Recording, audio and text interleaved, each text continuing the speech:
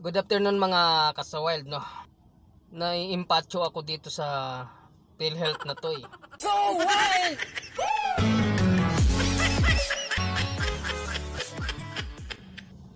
Dito sa PhilHealth, ako'y nanggagalaiti kasi dito. Nagpakahirap dito ang mga contributor para lang makapagbigay ng kanilang buwan ng contribution. Napakalaki pala ng utang nitong PhilHealth sa mga public at private na ospital. Umabot ng 31 billion.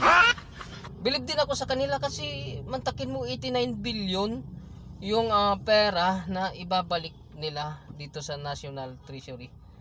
Tapos may utang pala na 31 billion. May kasalanan na ito. At ako na naman. Tapos ang mangyayari, kunyari lang dito sa National Treasury ibabalik, pero ang totoo doon ilalagay ng mga kongresista yan sa mga proyekto nila. Wow! Kung saan yung kanilang porsyento dyan ay napakalaki sa bawat proyekto nila, no? Kung hindi ako nagkakamali, sabi nila 35% daw. Kung may 100 million ka, may 35 million agad. Sarap buhay, no? Habang yung contributor niyan nag-uulam ng tuyo, nag-uulam ng itlog, nag-uulam ng toyo, asin para lang mayroong maibigay sa buwan ng contribution, di ba? Tapos kayo parang lechon na limpo nyo lang nilalapa di ba? Pumunta kayo sa mga ospital, makita ninyo dun yung mga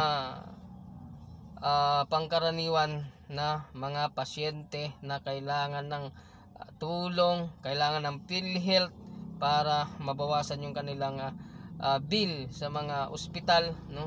Tapos yung mga na ospital, lalo na sa mga private, no? Pag na-hospital ka dyan at nagkaroon ka ng bill na 100,000, 14,000 lang yung mababawas. Diba? Napakalupit. Ang paniniwala ng mga contributor ay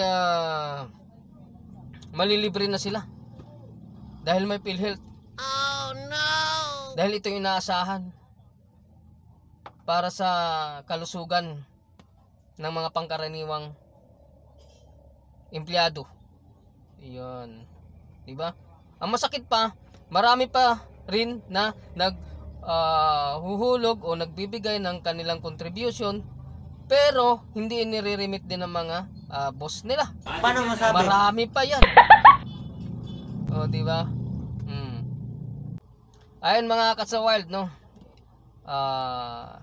Ito, gusto ko lang ilabas kasi yung aking sa loobin dito kasi ito po talaga ay para sa ating mga kababayan, para sa mga contributor, para sa mga member ng PhilHealth. Yan. Sana naman ibalik nila 'yon. 'Di ba? Okay, bye-bye. So